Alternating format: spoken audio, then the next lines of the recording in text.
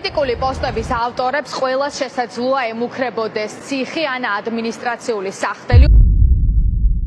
ძალიან მალე შემოახალი კანონი, რომლის მთავარი მიზანიც არის, რომ შეამციროს ინტერნეტში ნეგატიური კონტენტი. ანუ ერთმანეთს და მთავრობას რომ არ ვაგინოთ. ასწორებს. არა, რომ რამე შეგიძლიათ ნეგატიური კონტენტის გადაღება. უბრალოდ წინააღმდეგ შემთხვევაში ან ჯარიმა, ან ციხე. წინასწარ ყველას უხდი ბოდიშს, ასევე მთავრობასაც იმედი მაქვს ეს ვიდეო თქვენ არ გაწყენირებთ. ბოდიში არ ჩავსვათ ციხეში.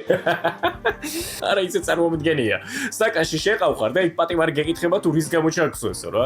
და შენ როგორც ნამდვილი ალფა, ეუბნები რომ აგრესიულ ვიდეოებს და პოსტებს ვაკეთებდი ინტერნეტში. ჩემი აზრით ყველაზე მეტად დაზარალდებიან TikTok სტრიმერები. 70-80% შუა ლაივებზე ბოდიშით და პირდაპირ აგინებენ ერთმანეთს. ყოველ მეორე ლაივში მესმის შენი შეზო თუმცა ამ გასაოცარი კანონის შემდეგ, როდესაც ლაივებზე შევალ, იქ ცენზურის დარღვევა და აგრესია კი არა, არამედ მეგობრული ატმოსფერო დამხდება. შენი დედა მოვინახულე მაღაზიაში. შენს ოჯახს ვენაცვალე. გნახავ თუ არა, მოგიკითხავ. სავარაუდოდ გონიათ რომ ასე იმუშავებს კანონი. შეიძლება, ვინ იცის, ბოდიშით, მაგრამ აქ მხოლოდ ხუმრობა შემიძლია.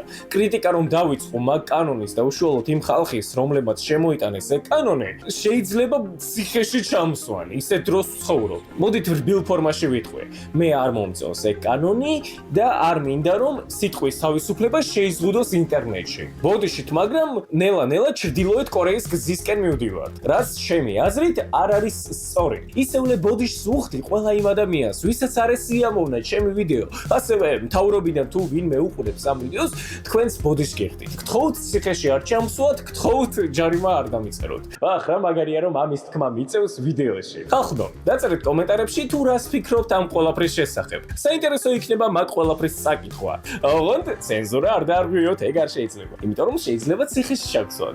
ნახვამდის.